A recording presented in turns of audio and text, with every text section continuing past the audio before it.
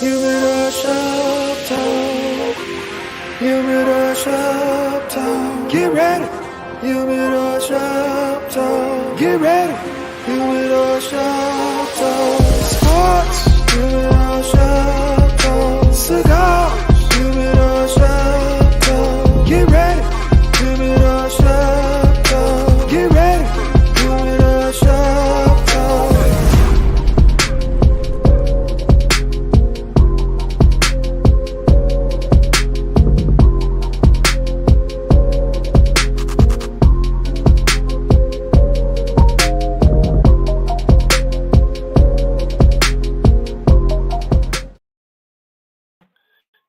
Yo, what's up, everybody, man? This is your boy, Mr. SmokeFella, man. We chilling on this Saturday morning. It's nice outside in the shy. Summertime shy, baby. Let's get it. Hey, man, we got that sports. We got we got that talk. We finna give it to you, man. So without fail, let me bring in my crew so we can get this party started, man. Hey, I'm gonna start off with uh my man KDL 33. It's the Where's KDL? Like, where's Waldo? Let's go. Let's get it, kid. Where you at? Man, in my business, man. How y'all doing this Saturday morning? What's happening? Ready to talk sports, man. Let's get it. I had a long night, so excuse my voice. Hey, kid, you say that every week, bro. But that's neither here nor there. Just being honest. All right, man. It's 5 o'clock somewhere. Uh, my man Drank Carrington, baby. Let's go. AKA DY Nemesis, SmokeFellas' very own DJ, man. What's up? Yo. Top of the morning, everybody. Good to be back on the show. You right, it is summertime shine. You can tell because it is Gemini season, of course. So let's not forget that. I'm just gonna let that Yeah, just whatever that roll. was worth. Right, what up, right? It's neither here nor there, as you say, kid. But hey, man, I'm gonna bring in my boy, my cancering brother, Lucky Lefty. What's up, man? We got next. We got next, baby. Cancer season around the corner. We're gonna kick it with the Yes, sir. Gemini's, DY. We with Oh y'all. yeah, We with yeah. y'all. We We gonna gonna party kick it with with y'all. y'all. You know what I mean? We got it. Yeah, what was that song by Crisscross warming up? That's y'all. You know, y'all kick off the warm weather, but we the summer. We kick off the summer. Facts, You know, facts. cancer season. Y'all know what it is. It's on and cracking. Kick it off today though with Gemini's. Well, not kick it off, but big Gemini party today at Platinum, man. 2 o'clock this afternoon. Day party. Happy birthday to all the Geminis, all y'all. We get in Right. y'all for a minute. Uh, Got nothing to do with y'all summer babies. now that's you hate that more than you hate the Bears. Somebody mad because they was born in the middle of a no, blizzard. no. Right. He was born Hey, in a they blizzard, and it was a blizzard when he was born, so he mad at us because the weather's no, all I'm gonna crazy. I'm gonna tell you they did right. They didn't want to give Capricorns the summer. So they did right. They did it right. They Is did it that right. so? Yeah, Y'all. that's facts. They did it right. Okay, okay. They did right. Yeah, right. But hey, man, I don't know how much the sports world that follow us have been watching the WNBA, but it's Leos. been it, Leos. Come on, man. Oh shit, man. Leo. Leo's in the building. They right. So y'all back to back to back. Yeah, I think that's they I right think out that's there. Isaac, man. They right I out think there. that's Isaac. He don't know when his birthday is. Wait, That Kev tell him. which birthday is it? Sean's Right, birthday or Isaac's birthday? They got two different birthdays. right, Same right, person, two different birthdays. right. So I think Isaac is in the summer with us. Isaac can be a Cancer. Right, Man. pretty much. Hey man, but the WNBA man been real wild and reckless, man. Ever since that that hip check foul from Kennedy Carter. Well, I even go back further than that, man. When Caitlin came into the league with all of this fanfare, and you had some players that you know felt some type of way about it. So it's been for me. I think it's the media. The media has been having individuals draw a line. You either with Caitlin or you not, and it's been playing off of that just for the likes and stuff for media. So let's talk about this, man. I don't know. Um, Matt Barnes came out. I mean, what he said was true. Where her teammates when she getting found hard, if she supposed to be the golden goose for the That's squad, that's my question. you know what I'm saying? That's my thing. They letting it happen. Like it's like you gonna let her get abused for a while, and then Well, you gonna start coming to her aid or something, man. It's just where's the damn ridiculous. coach? Where's the coach? That's Yeah, that's the issue there too. Where's Now, the where's coach? her teammates? let's Like talk this about it, didn't. man. I get it. No, I'm not. I know her teammates should, but if her teammates aren't doing that, when we get in that locker room, if I'm coaching that team, next one of y'all don't jump in somebody's face when she get hit, you won't see the floor again. Period. But why should you have to say that as a coach? Right, you shouldn't have to, That's bitty because ball, bro. you That's know bitty why? ball. You know why? Because whether I know the ESPN big blow up, Stephen A. Smith, the Monica McNutt, and all that, but I think they both made valid points. But the jealousy is there even within her teammates. This Yeah, girl came in as a millionaire. She came in as a multimillionaire. When the most of these, like you said, these young ladies are making $75,000 a year. So it's an issue. And her teammates got the same issues as others, because there's no way that we the worst team in the damn league. We get the #1 overall pick. We get our next big superstar, and we allow her to get just rocked. Like let's go back to when LeBron came in the league with Cleveland, right? Big name. He was already deemed King James, and he was the next big thing. You want to get rough with him. Trust me, what nobody on that Cavs team gonna let you do what they doing to Caitlin Clark. But And they I don't didn't even, do LeBron like this. They right, didn't do LeBron right, like this. and they didn't. I give you that. They didn't do LeBron like this. But I'm just hold saying, on, hold on. if it They did didn't happen, do LeBron like this because LeBron was 6'8", 240, and a oh wrecking yeah, train coming through the yeah, middle of the lane. So you got out of his way. There was no, Yeah. you couldn't foul him hard. Okay, he had the body if they would have tried to physical with him. But what I'm saying is this is entirely different than they did LeBron. Yeah, they right. watched his every game. He was the next phenomenon, right? They watched his every Mhm. game, right? But he wasn't on TV every single game. He wasn't deliberately fouled upon every single game. And I agree, his teammates wouldn't have let it happen. But man, that's the difference, man. Like for me, this whole thing, I don't know why we have to catch up with her every game and see what she does every single game. That's unnecessary to me. I don't get that. So then you saw her hit a couple threes, and then you show the hard fouls at some point during the game. Right. I get your point, Damani, about the coach, but the coach shouldn't have to say that. These are Coach shouldn't have professional to say players. The coach shouldn't have to say These are professional players that's been playing all their life. They know damn well if somebody is targeting one of your teammates, you Right. don't have that. You don't have that, bro. That's bitty ball. Like anybody got to explain that. But They'll look, run over there and pick her up, but won't. Like Kennedy Carter should have got at least somebody should have pushed her at best. Like if you ain't gonna swing on it, then push her or hard foul her next time down. Like all this. I don't understand why we critiquing the girl every single game, man. Within a 30-day span, the girl went from college to pro. I'm gonna tell you why, Kev. Come on, Because man. the following, the following is ridiculous. Right. It's the reason why their numbers are up, why the viewership is up. It's her. They She has a watching her. They following, showing her. bro. They watching We're her, gonna critique and her every single game. We're not gonna it's a allow her to go from college to pro, to hey, adjustment, to Kev. none of that. We're just gonna What critique happened? every single What game did of we her. say? We have said this no, on that's this no show many different, a times. different than LeBron. Follow He the got money. since day one. Follow the money. They didn't do LeBron like this, man. Yes, they Follow did. the money, man. They did LeBron like this, man, From because he was No, they critical didn't. he the aspect of chosen it, one. yes, they did. LeBron, every single It, game it, wasn't on national TV when he first hit the league. well, Every single game was that not on was national TV. years ago too. National TV didn't have the coverage they had.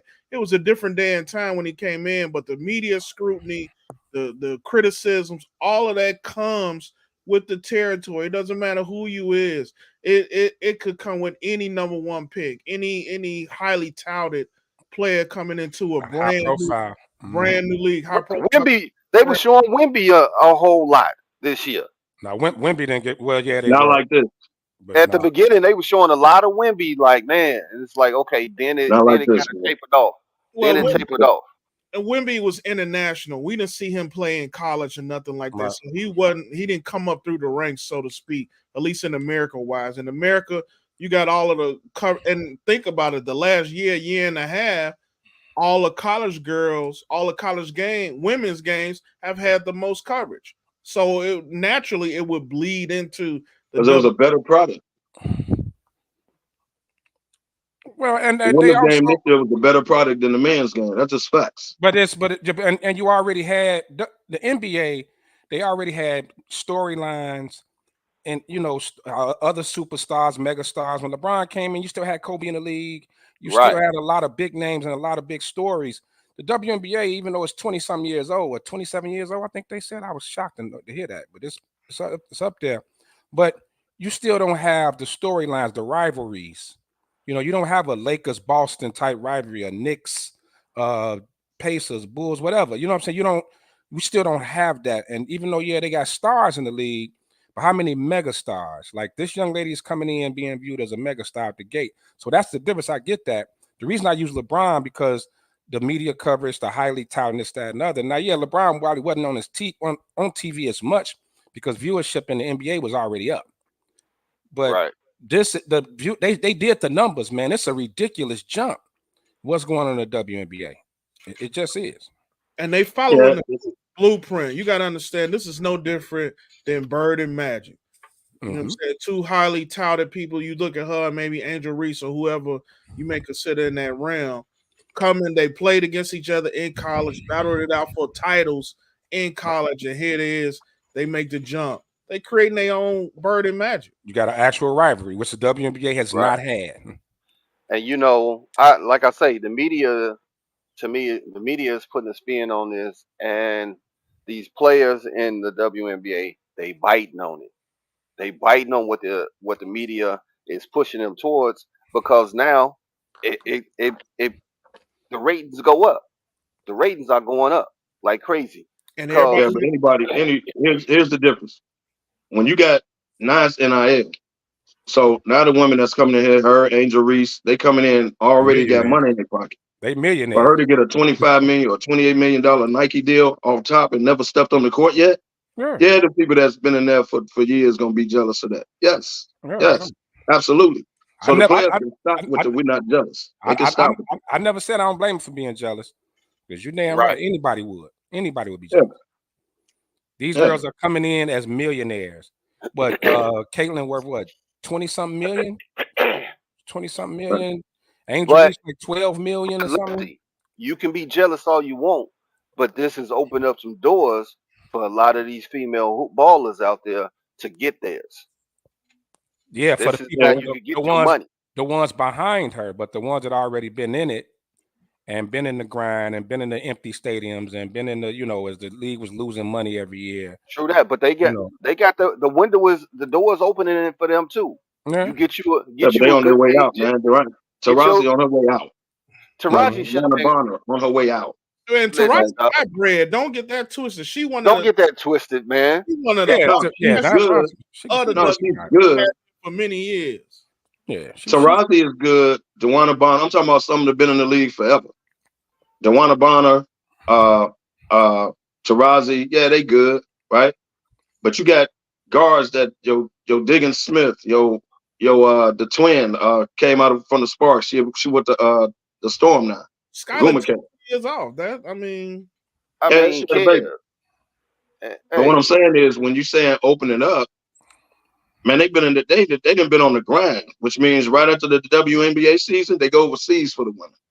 That's true. But they've been on the grind. You can look at the NBA as some of the players that didn't get paid doing this doling out of money and all of that stuff, bro. It happens. It happens, bro. But these younger players that's in the league now, doors are opening for them. Well, yeah, the endorsements and all that definitely open up. Yeah, it's, but like you said, but like Kev, I agree with Kevo though. But those players that's been around, the older players that aren't, they the ones that's, they probably not gonna benefit from it. Now the Jujus and all them coming up, the next ones, they the ones gonna benefit from Caitlin and Angel. Oh, they're gonna be good and all this. You They know, gonna be straight. you know how the older players that's getting ready to go out benefit about it. They'll benefit about it by going to ESPN, Fox Sports. It's only so many media jobs, dog. Hey, bro, it's only so many. But everybody's covering the WNBA now. So you trying to tell me that Taraji can't get on? Well, Taraji already. I think she already got a deal with ESPN. Well, everybody can't go. But everybody can't go. No, everybody can't go. But you can find a niche or a lane that can get you paid. Yeah, like coaching, like for instance, like Don Staley, right? Staley, bad girl in the league. She was a bad girl. Now she retired. Now she making a niche as a coach, as a college coach. So yeah, it is other ways, but it's only so many of those jobs. So the jealousy thing is gonna happen. It's not surprising. I think that why this stands out more because it's a little white girl in a black dominated league. So it's getting way more attention. It's just like Monica. She made a great point about this. They always rough up the rookies. I need you to say her last name when you say it, man. McNutt. No Diddy. Eminem is what they call it. No Diddy. No Diddy at all. Eminem is what they call it. So and so that's what's really blowing this thing up. It is a little frail little white girl with these big sisters running around in this league. So when one of them hip checker and all this, so now but you got to stand up for yourself, man. It becomes a much bigger story. She ain't backing down for nobody. Right. You got to stand. You can't let nobody hip check you standing on the free throw line for God knows what reason. She ain't back down for nobody. You can't. No, man. You got to jump. Like if you know your teammates ain't got your back, let me tell you when they're gonna stop doing it. When your frail self, if you got to take a blow or if you got to whatever, you got to get up when they hip check you like that out of nowhere. You got to get up, either jump in their face or you got to defend yourself. They will stop that once you start doing it because they know your teammates ain't gonna do nothing. So they're gonna keep doing it. You got to defend yourself. I'm telling you, man. You got to defend yourself. Kev, you are absolutely not gonna stop doing it. You absolutely right. But let me tell you something, Kev. Caitlin Clark, come on, man. She like John Stockton, that dirty shit. Cause man, in plays she throwing elbows. Man, so stop. She don't act like she just like, I'm this player that nobody expects. No, I'm not saying she's getting her digs in. She getting her digs in, bro. I'm not saying she's innocent, bro. I never said that. What I said was she has to defend her damn self at some point. Getting one of these girls, push them, do something. Defend yourself. That's when they'll stop doing it. Your teammates ain't got your back, so that's not gonna work. Huh? And she needs to get up and get in somebody's face, push back. But she got to understand, if you get up in somebody's face and push back, you better be ready to throw hands. Well, it is what it is. That's cool. You ain't gonna push somebody. Grow up. And hey, but you gotta do that. Get walked on the court. Okay, whatever. But you can't let people keep doing you like that, man. It's obvious. And your teammate clearly ain't got your back. So you gotta jump up, be ready to take one, or you do what you gotta do. I just don't want her to get up like my man did. Kobe jumped up on Chris Childs, and what Chris Childs do? Bing, bing, bing. Caught him with that two-piece spice. Yeah, Kobe, he ain't see that coming, man. That was quick two-piece. Niggas didn't know that. But you got to do that, man. Because other than that, they're not going to stop doing her like that. Her teammates clearly don't have her back. So, okay. Me and Lefty kind of start talking about this backstage. Team USA, the team just was announced. Caitlin Clark is not on it. You got some people that are, I won't say outraged, but question this because right now she is like the hottest thing coming, and you want the sport to grow. Why wouldn't you throw her on Team USA? Because she's not ready. She's not ready, and FIBA basketball is more physical than the WNBA. And I challenge you to look at the roster. Who you taking off? Well, The one person that I followed this story, man. The one person they say shouldn't be on there is the oldest person on that team, They Diana went with Taurasi. they went with vets, bro. No She different. See, look, 41, man. look, man. LeBron playing on the Olympics, but you ain't arguing that. Look, man. Uh, This I year is the am. real. I This year is am. the real. Let me tell you. This year is the real Olympics. All that qualifying stuff. This year is the real deal. So the NBA went with their top stars. The WNBA went with their all vets. If you notice, all vets. Giannis is playing with his country. Canada got like this. This the real deal. So yes, they went with vets, people that's been there, done that, right? And you can't just throw that girl in there like that, man. It's more physical. Like the Olympics is more physical. They allow you to get away with a lot more than even the WNBA. So I get why she'll be on the next one, but I get why they didn't just throw her on this one. I get it. Can't be mad I'm, at that. the only reason I'm saying is you want women's basketball to grow. They You don't need got her right now, bro. you Yeah, got, it's you Not got true. not the Team pros. USA with her following, bro. That could be just like ridiculous. But the women go over there and win all the time. So she ain't gonna boost them.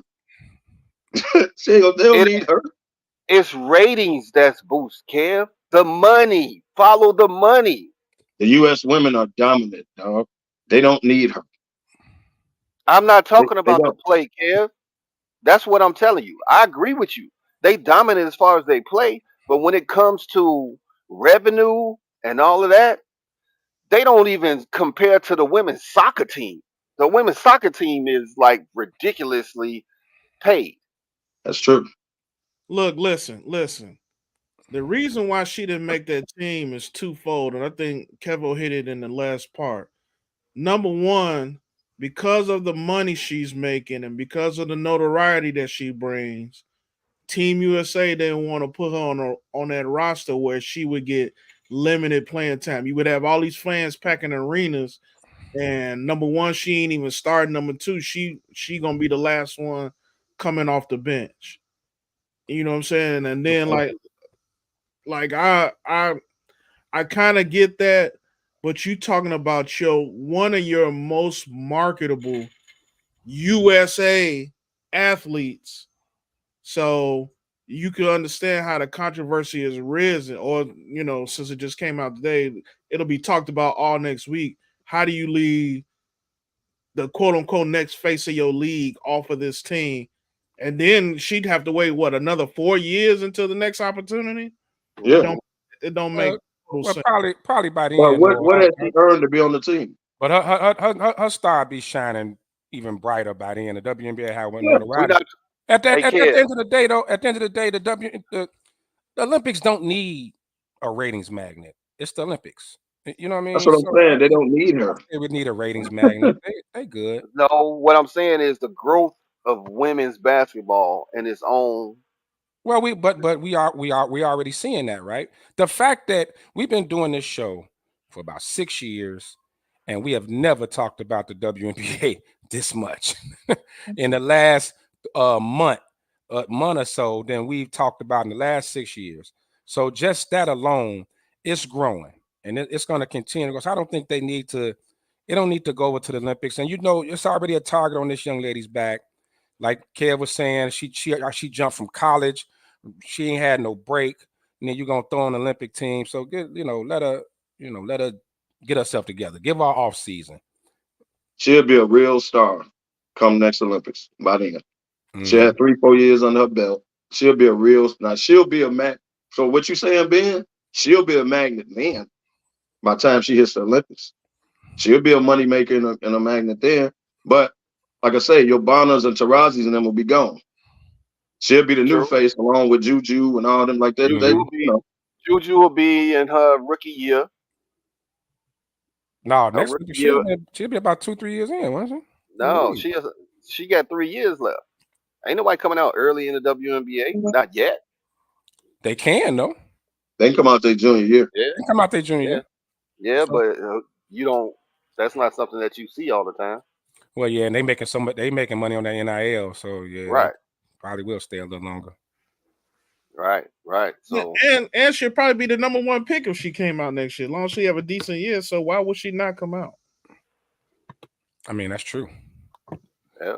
But like Angel Reese said, if I'm getting 10 million NIL, well, I'm gonna come out and make 75,000 a year. Well, like you said, like we talked about at the top of this conversation. These girls have now progressed the league forward, and it's only going to continue to rise up. So why not jump on the iron when it's hot? Yeah, that's true too. I mean, that's a good point. But here's the problem what the WNBA has also that a lot of people don't talk about. They only got so many roster spots. Half the people that get drafted get cut 2 weeks later. Did y'all know that? Yeah, facts. Yeah. So they don't have that's why they need expansion. They don't have enough roster spots, and they can only carry 12 as opposed to like 15 like the NBA could do. Right. So a lot of those rookies that literally get drafted 2 weeks later, they cut. Wait. You know what I mean? Like, it's wild how they do that. Or like top 5 picks by year 2 or 3, they cut shit. That's good. Look how big these arenas are now, how packed they are for these games. So yeah, I think the league gonna be driven to expansion. I think part 2 of that puzzle, and we've yet to discuss it, but I think it'll eventually come down the pipe. You're gonna start just like in the NBA, start seeing them international players coming over. Start coming over to the WNBA. The ones over there playing real good right now. So just wait for it. Like this year's NBA draft got a lot. Like I have no idea who these people are, man. The top 5 is like international cats. I don't think it's American boys in the projected top 5. You won't get American players until next year when you get like Cooper Flag maybe coming out from Duke and players like that. But Boozer's son. You know what I'm saying? Carmelo's son. Hey, he a dog. He is, but he's going to college. He can shoot it on his dead. He got to hit the weight room though. But now, so he got that pull up like his dad. But what's happening now? Like the you don't have the high profile college guys like you used to, you know, as well. Right. When the last who was the last like high profile college guy to come out number 1 overall? Like LeBron didn't go to college. Zion. Yep. Zion. It was definitely Zion. So and so you're not getting that. Last year was Wemby. He overseas. Like I said, we don't know these people in the draft, man. How many G League cats got drafted in the top 5, 10 last year in the draft? And we get no G League coverage. We don't know who the hell in the G League. So I'm still waiting on Dragon Tarlac to show up for the Bulls. They drafted him about 10 years ago, didn't they?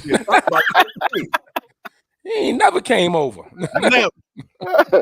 He said, I ain't going. Dragon Tarlac. You don't remember that name? Yeah, right. No. It was about 15 years ago. That's probably why. They drafted him. You ain't heard from that cat since. He said, I'm never going over there. He ain't come over here and Nikolai Mirotic me. Break my jaw and send me back. Set him back on.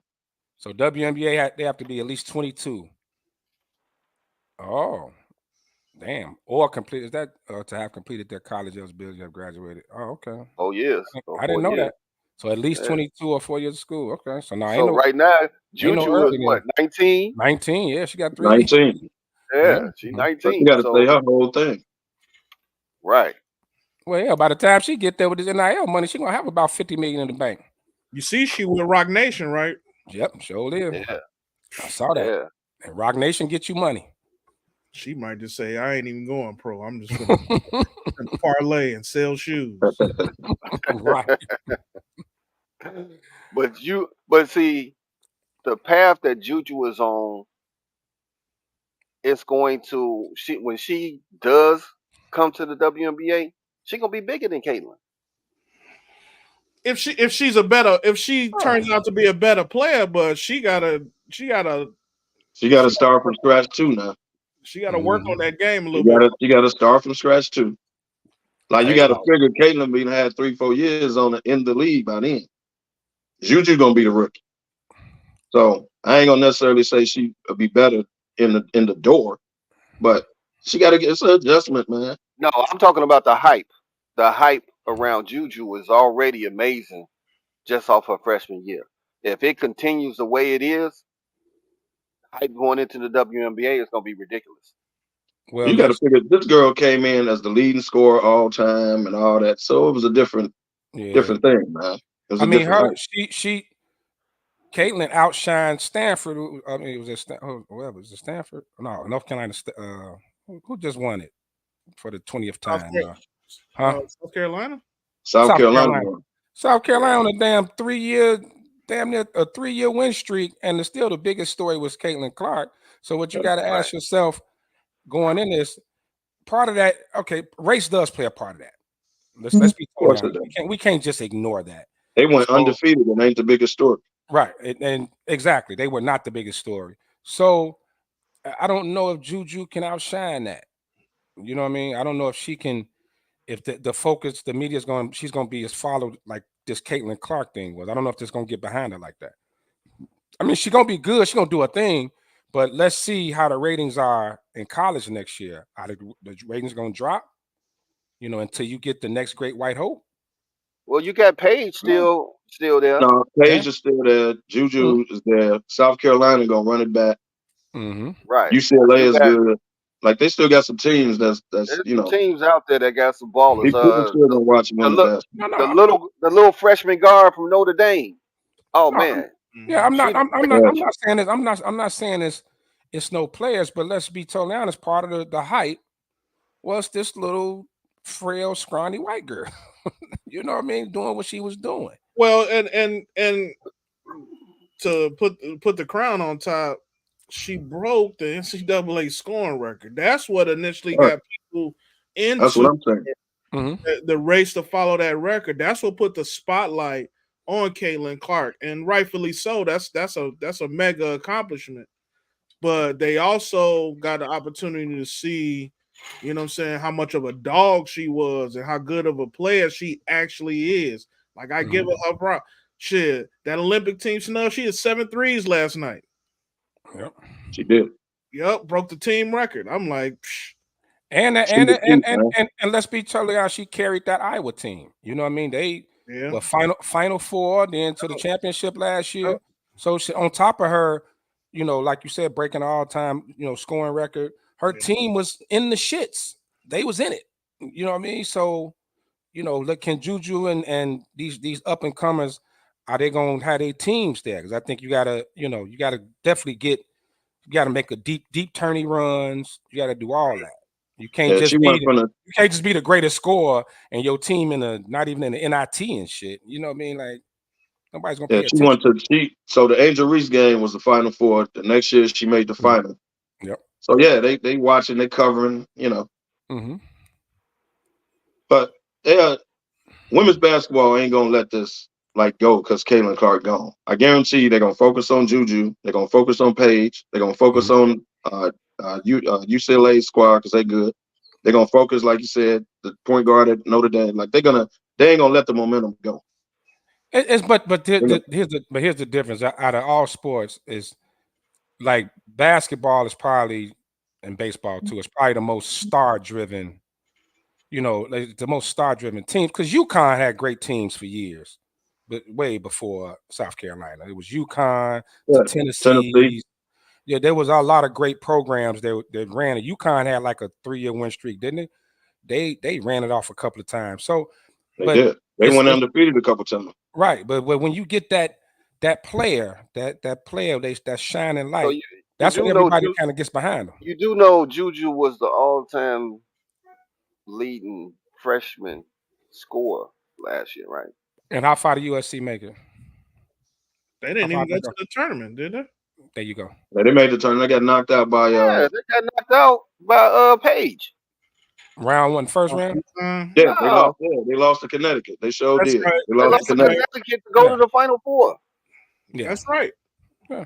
So don't act like she had a mediocre season. bro. I She ain't saying took she had a us mediocre She was season. freshman of the year. We know. Freshman of the year, Ain't no yeah. question of that. all-time leader in scoring. So her path, if I just say, if she continues on the path that she's going, She needs to not only be great herself, but she needs to carry that program. She needs to hit some Final Four. She got 3 years. She needs to get to the Final Four, get to some championship games. You may not necessarily win it, but even just going up against the South Carolina, going up against the Juggernauts, in a Final Four, that's going to get her even more. So that's when the people going to get behind her. That's when that star going to shine even brighter. It ain't yeah, gonna, it that was can't the be. Elite Eight. That's what it was. It was the Elite Yeah. Eight to go to the Final Four. Mm-hmm. So I mean, she on the right path. She definitely on the right path, and don't let her mess around and knock off of South Carolina or somebody like that. It's gonna be Yeah, now, they're gonna see the next hype Yeah. machine. Mm-hmm. Let's get into some before we start talking finals. Let's get into some NFL. The Bears just finished up their mini camp, right? OTA. And yeah, so Camp. I got a problem with the houses, the Keith Mill houses. Every time somebody says something, oh, he struggled in practice, or this, oh, he's a bum. Now you got the media got it where you either on Caleb's side or you're against him. They playing the sides. That's just making me sick, man. Just let the kid play, learn, grow. When the season comes, we'll see how well he does. They Ben, are tearing this kid, Ben, No, tearing this dog. kid. No, Ben, dog. you No, no, cannot no, no. you cannot be surprised. He's the number one No, overall no, pick. no. He I'm was not hyped gonna in let you do college. that, Ben. Hold on, I'm not Kev. gonna let you do that. Hold on. He was hyped Do up it. in college. He's number one overall pick. He's coming to the Chicago Bears, major market, a city that's been starving for a franchise quarterback. He's a story. I think the good part with him is he's used to it.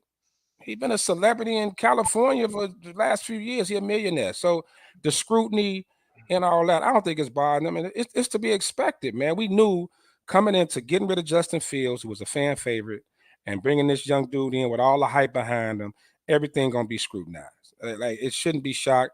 Hell, they about to go on damn Hard Knocks. Whoever thought you see the Bears on Hard Knocks? Yeah, I mean, I don't Good. like I'm that at glad they. all. that's Caleb Williams. That's the hype of Caleb Williams. Go ahead, Kevin. And Ben, keep that same energy. Cause you okay with the scrutiny on Caitlin Clark every game, right? You good with that. They're gonna do that boy the same way. Mm-hmm. Like he said, he's the number one pick. So yes, if you throw interceptions in practice, that's a story. If you have a great practice, that's a story. That's the story, yeah. They're gonna do that to him. He's the number one pick. He's in the Hall of Fame game. What All did right. I we? don't know how What much did he's we gonna play, but say? he's in the Hall of Fame game. When was the They're last gonna, somebody cared about the Hall of Fame game? well, Oh wait, he in it. The number one but what? pick is in the Hall of Fame game, the I mean, first game of yeah. the official first But look game of at the it year. like That's the we story. said this last week. We said this last week on the show. If he didn't struggle against the Bears defense, we got bigger problems. Yeah. But We it got but it bigger was problems. but it was also a story that the storyline when he went 14 for 15. So he had a great practice and it was a story. Well, that wasn't as hyped up as much as his bad. That's what I'm saying. Oh yeah. Oh, anything bad, they just blowing that shit out the water. But Yeah. he have a decent practice. Oh, that shit just go by real light. But that's what comes with being the dude. Because I'm pretty sure Daniels in Washington had some struggles in practice. Drake May, they didn't have some ups and downs. Ain't no rookie coming in blowing like They that. ain't even talking about them. You don't hear nothing. Well, It's I Caleb They the did number hear. one pick. every I day. did hear JJ is behind your boy Lefty Sam Don. that won't last long. And the They said crazy, they say he is way behind Sam Don. I said, come on now. He yeah, ain't and, that bad now. the second big story is the Justin Fields Russell Wilson thing. Yeah, they've been talking about that a lot. They Russ say is you the starter. Until you hear otherwise, it won't become a story. If they if say if they say the minute you hear they leaning towards Russ like poison J.E. Fields, man. here's where the story gonna happen. The minute you hear Justin Fields rumblings. Well, we're thinking about throwing him out here on this. We're thinking about, right? That's when that's going to become a story. Because if Russell Wilson gets replaced, I don't know what Russ going to do, man. Like, you playing on the 1 year deal now. He's going to go to the crib and chill with his beautiful wife and that $250 million he got. And I'm talking about his playing days. I'm talking about his playing days. And all them babies. The nigga a Hall of Famer. He don't need to, pardon my French. He's a Hall of Famer. Yeah, you did Paul Pierce a little bit, but go ahead. Yeah, you did. Kevin Garnett. But look, man. I went full Paul Pierce on this. Full Paul Pierce. Hey, Lord. Look at the Full Paul Pierce. Paul Pierce. Paul Pierce. Okay. Go ahead, man. But you're right, Kev. What's gonna happen? But you got to look at it because they were even. I was watching a take on. Take was talking about hell if he beats him out. if Justin beats him out, they should cut Russell Wilson. Like, don't even have him in the locker room. They've been talking about. So that's what I'm saying. What about his playing career at that point? Like, if you get beat out, like if they put him in because they got to see what they got. He the young guy. Let me see what he got. That's different than him beating you out. And now you Russell Wilson, you the backup to the young guy. Well, he ain't gonna like that. So he should go to the Giants. Might well get rid of him. Might as well go to the Giants. Y'all need him. I tell you, we good. If they do get rid of him, he'd be the hottest free agent quarterback. Yeah. And he would definitely find him a spot because, number one, no team has to pay him. He pretty much going to guarantee his money as soon as they say we letting you go or we trading you to this place. So you trying to tell me you wouldn't take him, Kev, for your QB? We don't need Russell Wilson. If that was the case, we would have did. But I'm just saying, Kev, tell me why you wouldn't want Russell. We don't need an old Russell Wilson, dog. I'll answer that. We don't need an old ass Russell Wilson, bro. You got a young Daniel Jones. That's that way. He gone after this year. We good. He gone after this year. Who's y'all backup? Jeff Hostetler? Damn. Jeff Hostetler. Jeff Hostetler about 60. From the 90s team. And he's still the backup. Jeff Hostetler, baby. Hostetler was there in 90, sir. Watch your money. I know that. I know that. Hostetler was there when I was in college. I'm saying, who's the Giants' backup? They got a vet, don't they? They got Drew Lock. Oh, Drew Lock, yeah, Lock. They picked up Lock. Drew Lock is the backup because Tyrod Taylor went across the hall. Damn. So you trying? I just can't believe you wouldn't take Russell because Russell. Everybody act like Russell. Why don't you take him though? Like, why don't you take him? We don't need him. We don't need. I think you take Russell if your quarterback goes. If you're a team and your quarterback goes down. Oh yeah. Then you. But that's a different. That's a different story. Right, but you don't. But I think it's hard. It's hard bringing him. It was just like with Cam Newton a little bit. It's hard to bring a high-profile player into your locker room. If you got a young quarterback there that's trying to make his way in this, you don't need that. You don't need a dynamic in the locker room. Oh, right. You got who? Danny DeVito's son. Yeah, right. DeVito. Hey, right. He's still on the roster. Yeah. Hey, but you still got Ryan Tannehill floating out here. You still got it's a couple like Tannehill still sitting out there. Everybody thought the Bears should have grabbed Tannehill to back up. There's a lot of little treads out here that because the thing you don't want is, especially for a young rookie, a young quarterback, if he struggles a little bit and the fans start getting a little antsy, then you're gonna start hearing the chants for that vet, that Russell Wilson, that Ryan Tannehill. You're gonna start hearing those chants because we can say we patient, but you lose about 2 or 3 straight games, and especially early on.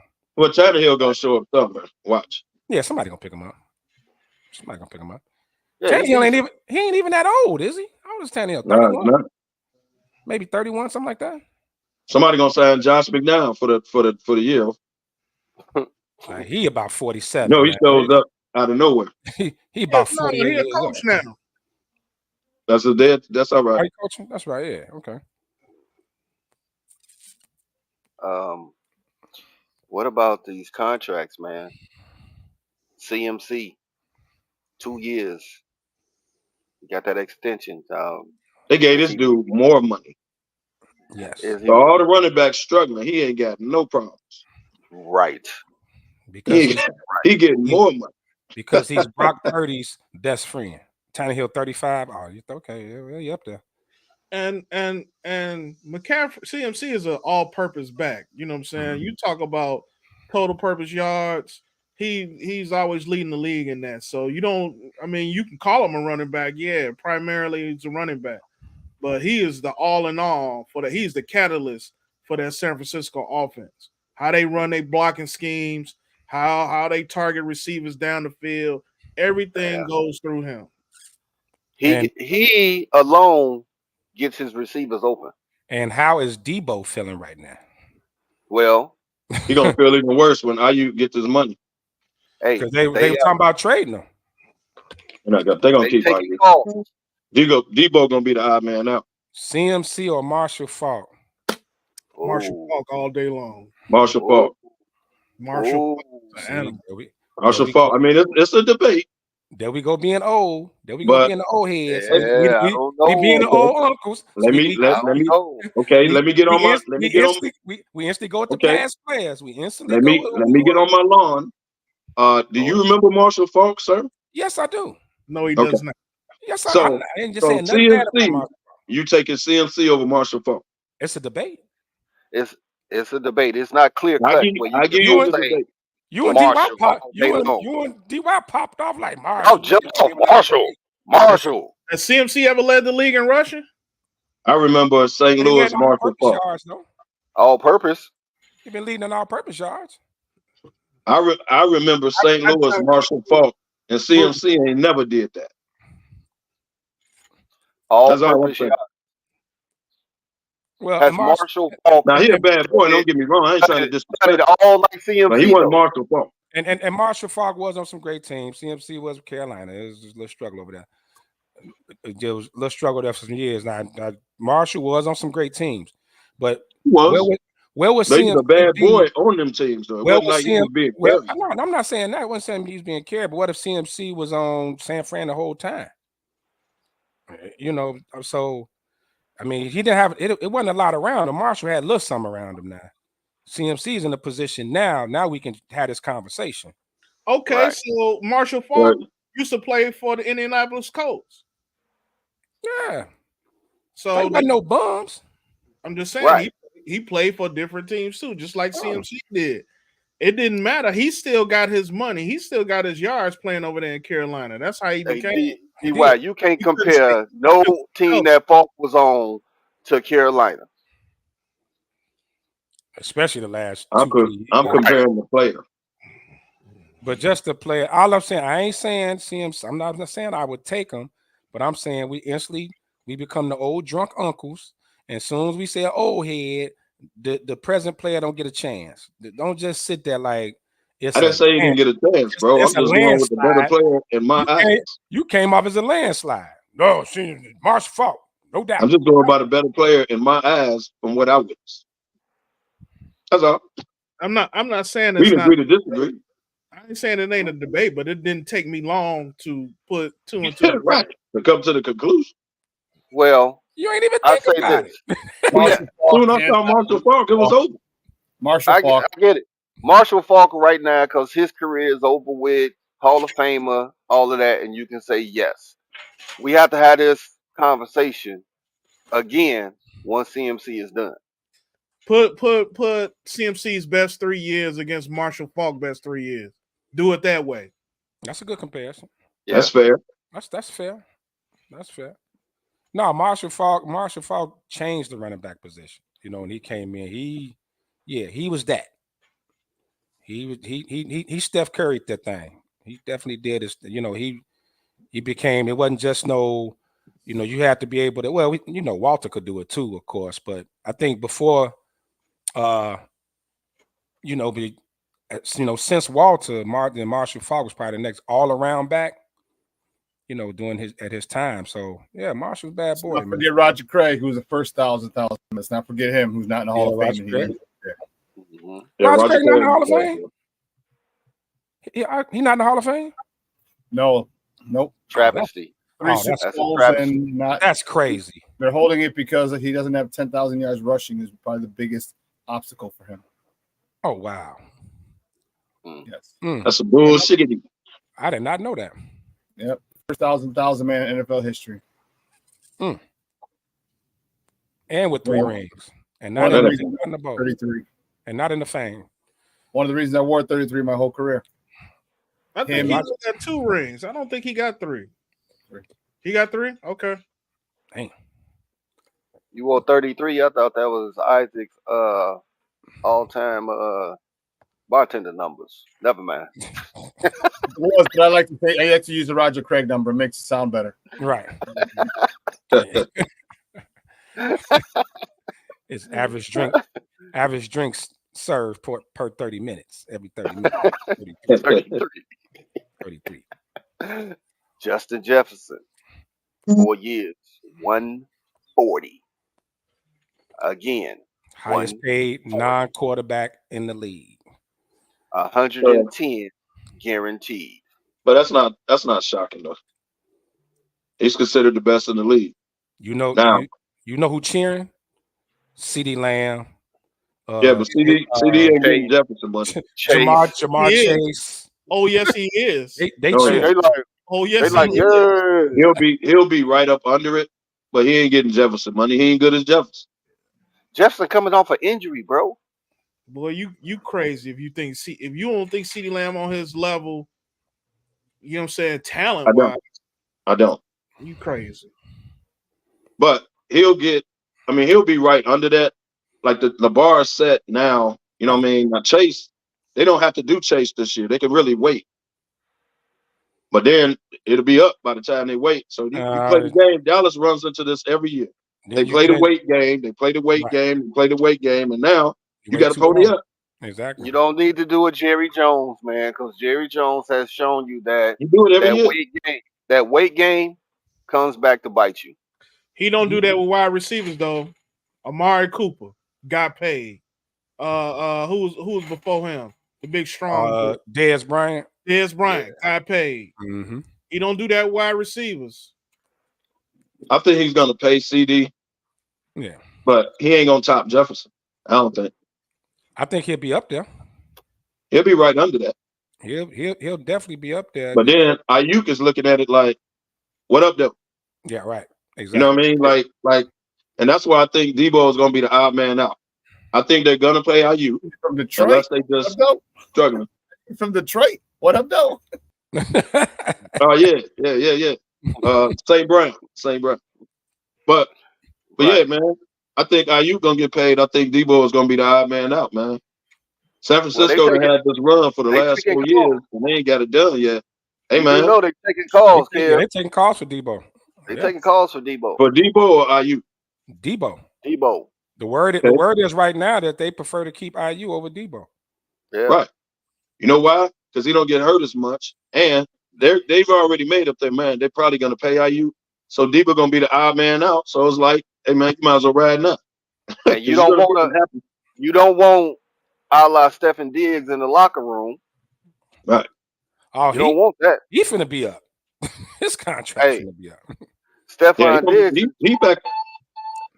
He a free agent after this year. He's back on the market next year. Yeah, he a free agent after this year. So if he go to Houston and ball out. Did you hear his comments, Stefan? He said being in with the Texans is a breath of fresh air after all the tension in Buffalo. That was him at a press conference. He's definitely a diva. Let's start there. He's a diva. But I mean, you think about it. He looking at that Justin Jefferson contract. He said, if I come in here in Houston with CJ Stroud and I can get us even further, and we go even further, and I have a big year, he gonna run me my bread. Whether it's by Houston or by somebody else. Exactly. Run my bread. Especially with all these young quarterbacks in the league that needs veteran star receivers to get them through their little rookie years, they struggles. You know what I mean? So that's the reason the Bears went out and got Keenan Allen. You know, is another reason that Minnesota made sure they locked Jefferson in because you got J.J. McCarthy there. So you know, all these young quarterbacks coming in, you want to have them to have that dude on there. So Stephon Diggs licking his chops, Jamar Chase licking his chops. Washington ain't paying nobody. Nope. What better way to bring along that rookie quarterback? Mm-hmm. Right. Washington be smart to go after Debo. Mm-hmm. I don't know what San Fran asking for him, but I think that'd be a good spot. And see, Lefty, that's the key right there. What are they asking for him? Because if they asking for the kitchen sink, No, they're not doing that. But it's not. Let me touch on the Diggs situation real quick. Would you take a third and a fourth for Debo? Hell yeah. I would offer. Hey, I definitely. But let me ask y'all this: as far as Diggs, the dude that got hurt for the Texans, ain't he back this year? The young receiver, the one they're rookie. Yeah, he back. So he back, right? Yeah, he be back. Mm-hmm. They rolled the other dude last year because dude got hurt, right? So where does Diggs get off in this lineup? I'm not saying he's not going to get no touches or nothing, but where does he, have a great year to the point where he hit free agency, he'll get that big bag? Because they got these two other dudes. One was hurt. He was balling before he got hurt. He ended up riding the other one, right, to a good year. Well, what does Diggs fit? Yeah, them two dudes still on the squad. Nico Collins had a beautiful year. So did Tank Dell. Okay. Now you got Diggs coming into play. So like he gonna want his touches though. Right. So was that actually a good move for Houston, especially with him going into free agency? He want his touches. He trying to get paid again. Yes. This his last shot at a big contract. So like you said, you got these other young boys. Is Stroud gonna focus on him? And if he don't feel like he getting his touches, is he gonna go Josh Allen on the man? Go Josh Allen on him and start complaining and yelling at the young boy? You know what I'm saying? Well, they'll sit him down. Then he only there 1 year. Mm-hmm. So I don't know if these young wide receivers in Houston got the same type of bargaining chips that Diggs would have. Meaning, who wants the most touch? Who's going to be vocal about getting the majority of the touches? Obviously, Diggs coming in is going to say, "Hey, man, this is a career year. This is a contract year for you. You know what I'm saying? I need you to give me that ball. Let's work together. This, that, and the third." These young guys, I'm gonna continue to get it how I've been getting it, and we'll see where the chips fall. They playing. Yeah, we've been winning without you. The two most important people in this that we're not mentioning is the OC and the wide receivers coach. They are key. As Isaac says, coaching matters. You gotta find plays and stuff to get Diggs the ball, along with the other three, and it's gonna make your team better. And then at wide receivers room, they gotta be cohesive and they gotta be cool. But Diggs gotta humble yourself. Exactly. They went to the playoffs without you. So it ain't we changed the offense over to you so you can get your touches and you can get your bag. Hey, bro, we in the league too. and he's used to being the clear-cut number one option. Right. He's that's what he's used to. And so you don't want CJ Stroud to come out in his sophomore season and start trying to make sure he gets his touches. Try to force the ball so that he don't become a distraction. You know what I mean? So that we got to see how that's going to play out. Yeah, got to see how it's going to play out. He is a diva. Yeah, he definitely is a diva. Yeah, diva. Buffalo couldn't wait to get him out of there. They couldn't wait to get Diggs out. As talented as he is, they was like, he got to go. Yeah, and that's saying something. Josh Allen was trying to play it off because he kept asking him. He was like, that's my teammate. We have our differences. We'll work it out. Josh Allen knew he was gone. They probably told him, "Hey, dog, we working on it. We'll let you know when it happens." Well, we knew that when they paid Josh Allen. So you're not taking the receiver quarterback. So right. They hit him up on FaceTime like, "Hey, bro, we finna let your boy go." Yeah, he was like, "All right, cool." Right. Remember who else had these issues? Mr. Terrell Owens, who used to come in thinking he could outshine the quarterback or talk crazy to the QB. And that's why he got his ass shipped around a lot too. As good as T.O. was. You know what I mean? So, yeah. Wow. But talking about when the man did push-ups in his driveway?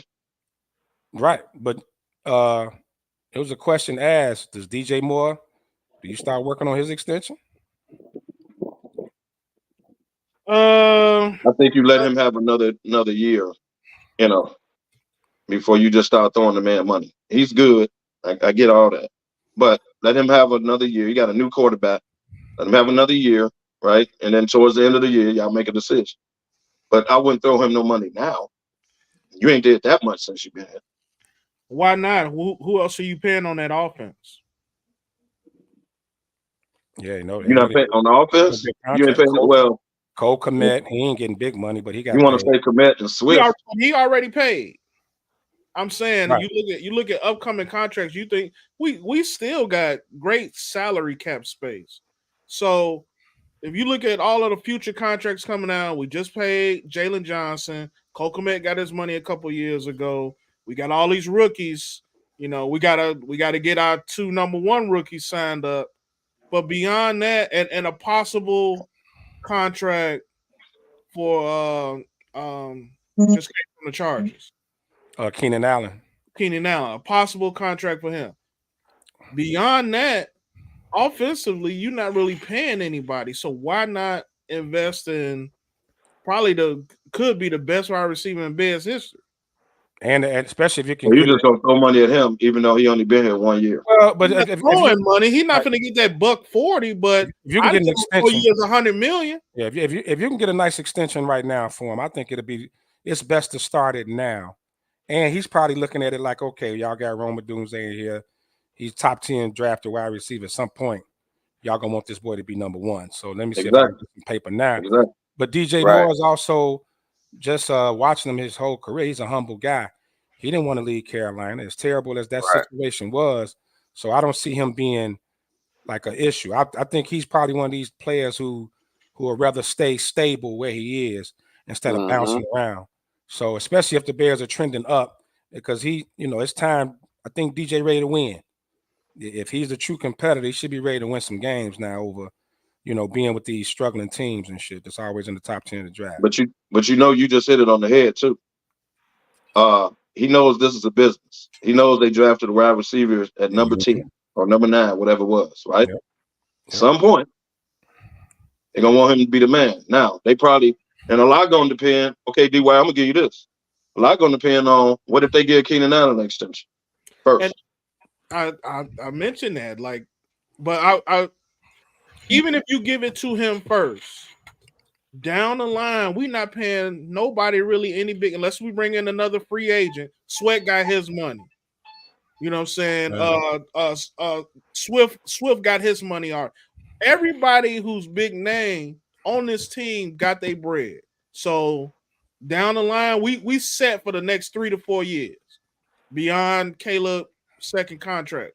And you can extend them going into where it kind of coincides with Caleb and Rome Odunze's rookie deal. So I think Keenan at his age, you don't give him no more than a 2-year extension. No more than a 2-year.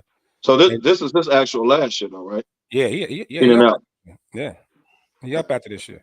So if you could just, like probably a 2-year extension, especially with his age, DJ Moore, because he threw 2025, you could probably extend him another 2 years. You know what I mean? And then now, you might as well pay him, because what's the move in the NFL now? Get it while you got these quarterbacks on rookie contracts, because by the time Caleb's up, maybe damn near $70 million a year, man. It's gonna be ridiculous. Yeah, you can't play the waiting game. But like I said, the OTAs, Hard Knock Life is coming. We got a couple of clips. Hard Knock Life. Jay-Z concert? Yeah, Hard Knock Life. Well, ask Jerry Jones how the waiting game plays out. Yeah. How does that always work out? They doing it again with Dak. Shit. Hey, doing it again. Dak say, I've been here before. I'm cool. Mm-hmm.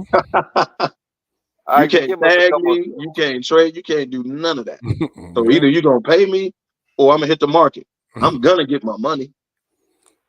So, but now you're messing up the money because Dak is going to take the most of it. So now you can wait another year with Parsons, just like Parsons is in the same predicament Chase is. Like technically, you don't have to do nothing this year. You can wait. You got to do CD now. I'm not paying Dak. I'm not paying Dak all that money. And you got Okay, CD. well, he gonna get it somewhere. And you got CD with a reset wide receiver market. CD's coming up. Yeah. Michael Parsons coming You up. got to do him now. Yeah. I'm not. Yeah. I'm not. I'm Well, not paying okay, Ben. That's what Jerry's saying. I'm not giving this dude $60 million. Right. Okay, cool. So now you're gonna let him play out his contract, and now he becomes a free agent.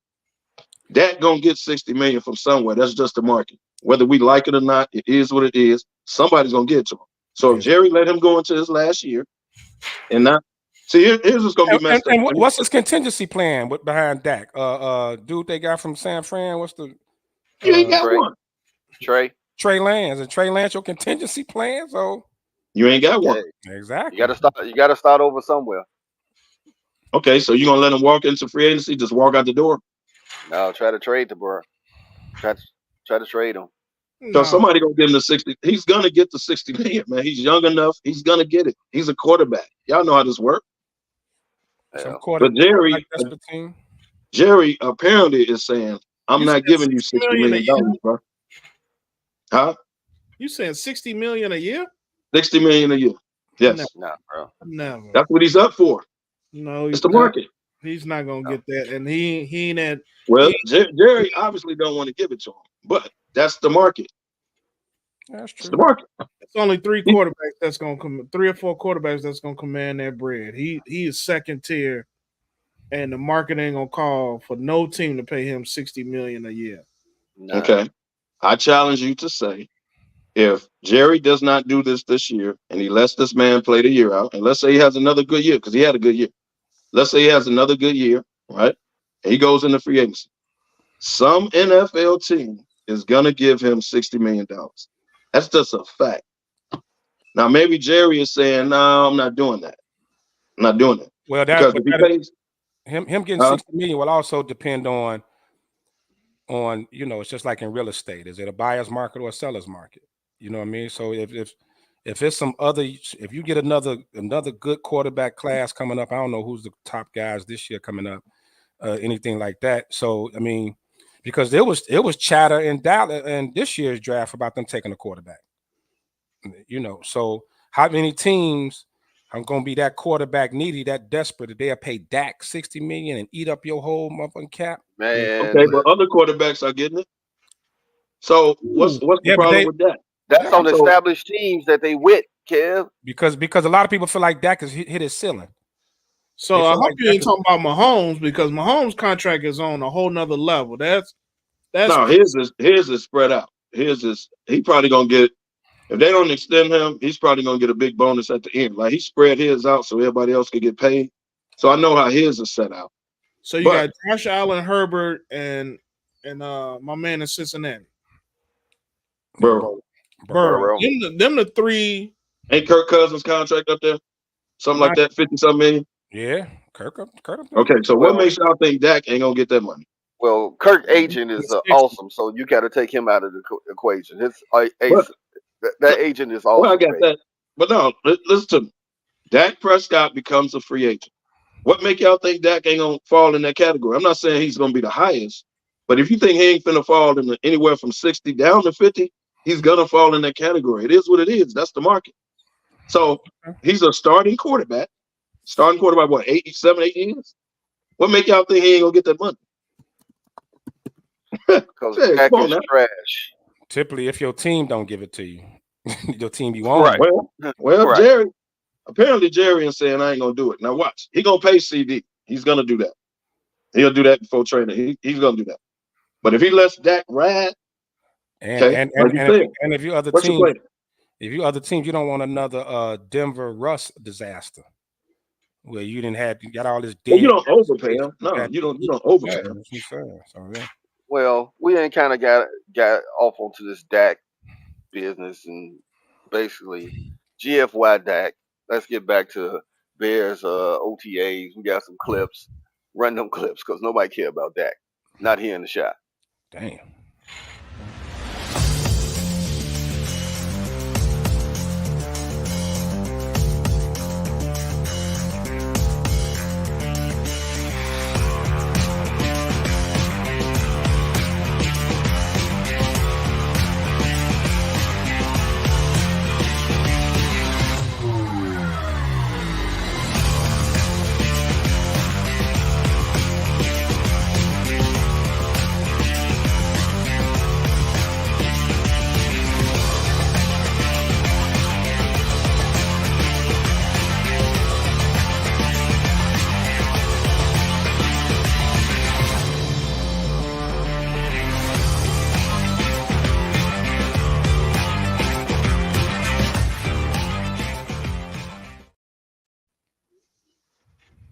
So, wow, that look like a we on Super Bowl contender right there.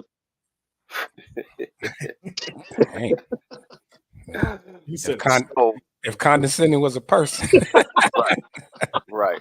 Dang. Now, with the Bears Oh being man, on y'all threw Hard me the Knocks, oop, man. Y'all threw me the oop. it's gonna generate a lot of buzz here in the Shy. Probably some buzz that we haven't had in a long time before the season starts. Now, there's gonna be some things on there that we ain't gonna like, guaranteed. Probably that the bear claw crap, and it's gonna be the dark nail. There's gonna be some stuff in there that people gonna be picking apart. But are you, Lefty? This is for you, Drake Harrington. Are y'all a little bit excited? Because we know Kev ain't. He looking for anything to pick apart. So tell me how y'all really feel about this Hard Knocks. I'm excited because I ain't watched Hard Knocks in years. Of course, I'm excited. I mean, honestly, this is. I mean, this off season has already probably been the most Bears media you've had in. I can't remember. I probably was a little kid last time that it was this much hype over the Bears off season. So, I mean, they're being talked about every day on every platform. You know what I mean? Like we hear about Caleb when we hear the story. So, to get a chance to really get to see in depth of what's going on, which is something we've never got a chance to see as fans. They barely let the media in on they OTAs, and they very secretive of how they operate. So yeah, I'm super excited for Hard Knocks. I can't wait. Well, I'm glad they gave y'all Hard Knocks so they can get the Giants out there. So I'm glad y'all accepted. HBO ratings department is also glad the Giants is out there too. I'm cool with that. Facts. I'm cool with that. I'd rather watch a MASH marathon than the Giants on Hard Knocks. All I know is Bill Parcells would have never. Tom Coughlin would have never. So I don't know what got in Merrill's mind to even do this. I don't even think they would want to do it. So I don't know what happened there, but I'm glad y'all took the torch. How the hell you say both of them coaches say they would never win? Hard Knocks wasn't even out when they was coaching. Bill Parcells would have never did that. And neither would Tom Coughlin. Y'all know that. Both them coaches, they would have never did that. They'd have been like, y'all stay out of our business. They didn't have Hard Knocks back then, man. Well, you think they would have put Lawrence Taylor on some damn Hard Knocks? They barely had instant replay. Well, don't nobody want to see him smoking crack. Well, I kind of want to see it. I would have liked wouldn't mind watching that. Giants would have never. Parcells would have never gone for that. Hey man, if the big wigs say they already got to report to somebody. If the top dogs say we taking this bread and we doing it, it's getting done. Period. Mary ain't never did it. Giants ain't never been on that. Mary ain't never did it. Hey, this the Bears' first time on there. So that's why I don't know what got into him at this day and age. Well, I'll tell you exactly what it is. You got the highest profile quarterback to come, the highest drafted quarterback, everything ever in Bears history to come in. You built an offense and kind of catered it to become a multi-tier, multifaceted offense that people are going to enjoy watching, just like they enjoy watching these other teams. And then on top of all that, a top 5 defense. It's a lot, and we got Hard Knocks because our record, not because of what our potential is gonna be. Because the record was so poor, that's how we got on there. But the Bears letting them in or letting the cameras in goes to the point that now you got this young star. He's gonna be one of the faces of the league. This young up and coming. You got CJ who did his thing last year, but you don't really see him on TV too much. You're gonna see Caleb in commercials. The dude got super personality. Like, yeah, the number one pick had a lot to do with it. Trust. Yeah, of course. And a very high profile number 1 pick. The best prospects is Andrew Luck. I challenge if this wasn't the best rated Hard Knocks season. Oh, definitely. Strongly suggest. Yes, we do. We do believe that. I do. I believe the NFL strongly suggested it, and we alluded to it last week. I think it also goes towards the change in culture with the Bears. Like the word is now, this ain't your mom and pop Bears no more. This ain't that little mom and pop store ran organization no more. So I think Kevin Warren probably played a big part in it. Like, yeah, let's bring some more eyes to it. Now, and it's not that just strong defense, running back, and run a strong running game and an average quarterback. Like, you really got some hype and talking about a young man with personality. Like you said, Caleb built for it. He made for this. He Hollywood. Right. He Hollywood. He loves it. So Yeah, he good. He good. I mean, yeah, like you said, he been going through the celebrity thing all his college. So right. that's Like, no. would you have wanted to see Jay Cutler on Hard Knocks? That would have been the most boring Hard Knocks ever. You just found out he was a true asshole. Jay Cutler That was would on, have brought it out. and they found out he was a true a-hole on that TV show he had with his wife. Right. Hard Knocks would have brought it out. Yeah. But I think I'll tell you what, and this is my own personal feeling. I ain't got no facts around this, but I think Kevin Warren also did this to get the pressure off of him for how he flopping on this new Bears stadium.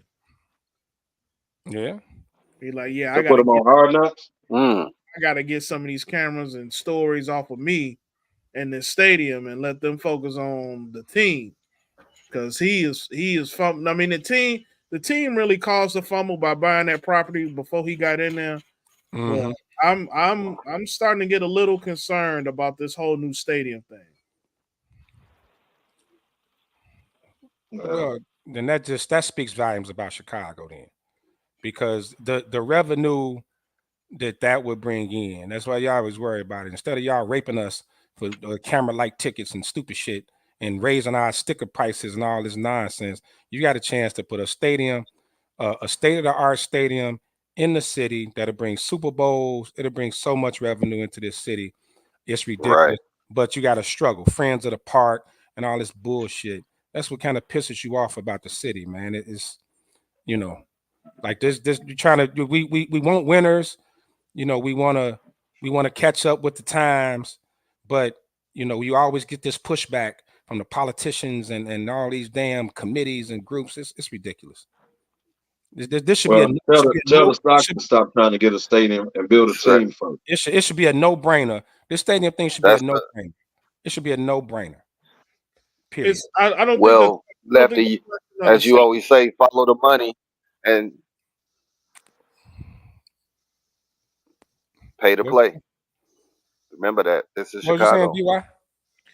I don't think the decision to build the stadium is a no-brainer. I think what's being fumbled is the lakefront property or this Arlington Heights property. Like, how did we get here? Like, it was Arlington Heights this, the plans was in place, they already knew everything, the infrastructure, they had kind of discussed all of that. And then we just all of a sudden go meet with Brandon Johnson and we back at the how could we not choose the lakefront? It's beautiful. It's this, it's that. Nobody wants to lose that revenue. Well, there's no revenue loss. Why can't you find a location? Look, man, Arlington Heights say they got y'all, man. We building a casino. We got y'all, man. What's the problem? And we'll buy y'all out of the bar district contract. We got y'all. So you got a location. City just don't want to let them out of the city. That's what that is. Arlington Heights screwed them over, though. They got greedy because the tax revenue, that's what it was. The tax valuation was 3 times as much after they purchased it. So it was only going to be taxed at 32, and then it was like 150, 190, something like that. That was the tax valuation at that point. And that's when the Bears were like, hold on now. It was only taxed at 30. We're being taxed at $32 million for the property, and now we're getting 3, 4, 5 times as much. We're getting taxed on that, and Arlington Heights, I think they went back to review the valuation. They didn't come off at much. They came off a little, but they didn't come off much, and that's what the Bears are pissed on because now, they're going to pay a lot more taxes than they thought they were, and Arlington Heights is budging. So that's why Kevin Warren had to go in and he's trying to use the city as leverage, and it's not going very well. Not when the city council said they ain't putting no thing, but there is. The reason that them and the Sox are going after the stadium is that TIF money is not going to be used. That has to be used. That's earmarked specifically for sports stadiums. Specifically, like people are mad, like, oh, they're going after this and this. This money is specifically earmarked for stadiums, for sports teams. That's why they want to go get it. But I don't know how. I honestly don't know how it's going to play out, man. I don't know. If I'm the city, I would look to build a stadium for the Bears that can bring me a Super Bowl, concerts, possibly boxing and all that. If you don't, I'll look to that because I know it'll make the city money way before I consider doing a stadium for the damn Sox. I would not do that. Like if I'm the city, I would lean towards the Bears because they can bring, you get a Super Bowl in Chicago, bro. They could put the Sox in Gately Stadium if all we care right now. I don't even want to see exactly. Exactly. They can put them in Little League. We don't y'all ain't got a team to have the nerve to ask for a new stadium. They can put them in Jackie Robinson West Park if all we care right now about the damn White Sox. I'm so pissed. Only reason I got this shirt on because I ain't have to iron it. That's the only reason I put it on. Man. Hey man, let's get off into this NBA Finals, man. We ain't had game 1 of the NBA Finals so far. What's your thoughts on the DY? Blowout. What was it? 107 to 89, whatever it was. I mean, what? Well, my initial thoughts is this: Dallas came out flat. They didn't have any energy. They wasn't out there having fun like they had been having in previous series. So I will never call game 1 a fluke because Boston showed they behinds. You know what I'm saying? During that game, they showed really the Boston team that we expect to win not only a championship this year, but should have won or could possibly win multiple championships. That's the team I want to see.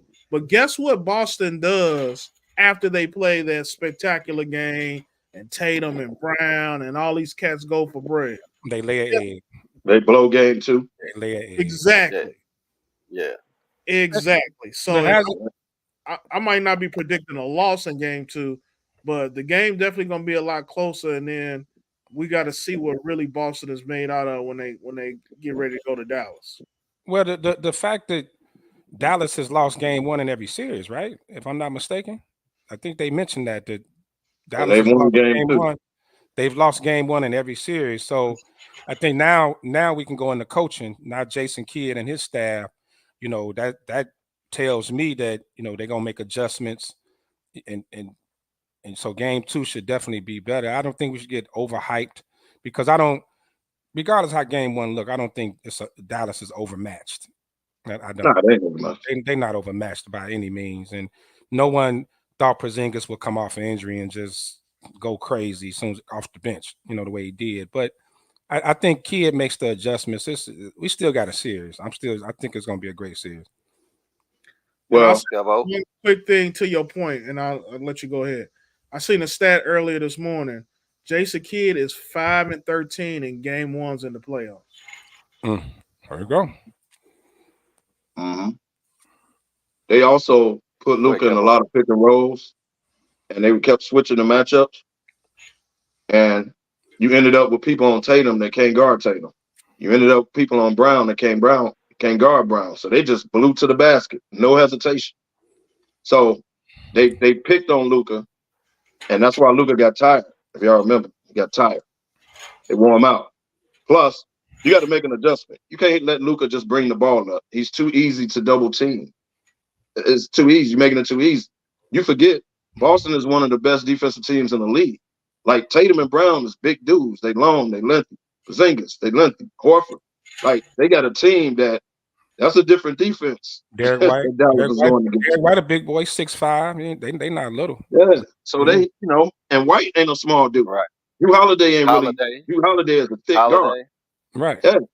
But y'all look at what Luka had 1 assist, right? Only had 1 assist, but it wasn't for not averaging 9. It wasn't for not creating open shots. They just weren't hitting them. So well, that's true. That's right. true. They missed a lot of shots. Yeah, they missed a lot of Kyrie shots. ain't going.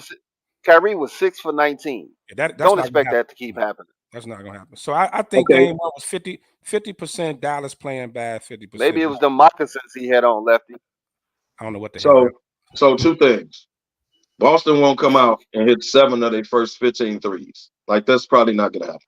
No. Okay. Kyrie needs to be more aggressive. Stop that, I'm going to turn it on second half stuff. He missed a lot of shots that he usually don't miss. So you're right. He probably won't go 6 for 19 again. But him and Luka has to come out and set the tone. Like, they have to come out aggressive. You can't rely on P.J. Washington to score 30 and Tim Hardaway Jr. to come off the bench. And those young guys, them young bigs, notice they didn't get no lobs. None. Yeah. Like, Boston took all that away. So if you Luka and Kyrie, hey, man, y'all got to set the tone, bro. At least one of y'all. Like, come on, man. Kev, We're on the road. Kev, you did mention something, that pick and roll that they put Luka in and Tatum, all the guards, Brown, they went to the basket. And what did they do? They got the bigs in foul trouble. The bigs got into foul trouble, so they couldn't be active and start them fast breaks like they normally do. So Jason Kidd and his squad and his assistants are gonna make a whole lot of adjustments. Yeah. A lot of adjustments. And even when they stopped him a couple times going to the basket, they swung the ball around to where White, Tatum, Brown, Porzingis, like, you pick your poison, they can all shoot. So when they kept swinging the ball around, even Al Horford to jump up and hit a 3. Like, they got to watch the film on that. White worked on his game over the summer because he's hitting threes. His offensive game is totally different and more improved. But last year, White was good last year. White was good. Come on, man. I called him the dude that looked like Pat. That was all I had for him. Yeah, man, this year, with the white ball head. This year, wow. Kev said that. Man got a white ball head. That was all I'm saying. But look, they got to pay him now. But even now, y'all thought Porzingis got hot. White was hitting threes right along with him in the first quarter when they went on that run. Yeah. It was White and Porzingis. Yeah. That was hitting threes. Mm-hmm. But, it's like you said, though, Kidd is kind of he probably approaches game one as a fill-out game. Let me see how they're going to play us. Let me see what they defensive schemes are, how they're going to play us off pick and rolls. Now I'm watching film. Let's see. That's why I think game two going to be a barn burner Sunday. It's going to be a burner. You're going to see adjustments. And I don't expect Dallas to shoot that poor either. They were missing wide open shots. Yeah, they've missed a lot of shots. They missed a lot of wide open shots. I don't even remember P.J. Washington hitting a shot. Yeah, 30. And you know what? During the game, they said the one thing that Dallas missed out on, they get a lot of corner threes. And that's all for Luka. That's all for Luka. They wasn't hitting them. They didn't get that. They wasn't hitting them. And they didn't take a lot of corner threes. They was all from the wing and up top. Yeah, what's the dude name play for the Bulls? The left-hand cat that can jump out the gym. Jones. He missed a couple of corner threes. He usually he can hit those. Yeah. And the bigs didn't get them lobs like they've been getting the whole playoffs. Like that, Boston took all that away. Like I say, that's a different defense. You don't realize how long Boston is, man. Them guys long. Yeah, but the thing you can take that away when you're not hitting threes because these guys are getting wide open jump shots. But if they do that again, and Dallas is hitting threes, Dallas gonna shoot them out the gym. Because if you're trying to make sure Luka and Kyrie don't get to the bucket and throw the lobs or get off on a little, when they look crazy moves and they kicking it out, it's not like they being selfish. Luka and Kyrie weren't forcing shots. They were kicking it to their guys. They just got to make what they need to. Yeah, like y'all are the two dudes, man. Y'all get going, it'll open it up for your guys. You can't come out and rely on your guys to get in it. Y'all the two dudes. So you got to be more aggressive because when they come take the ball out of y'all hands, now I'm going to hit P.J. Washington. They were 7 for 27 from 3, Dallas was. You know what I mean? Like they got to set the tone. They shot 25% from 3.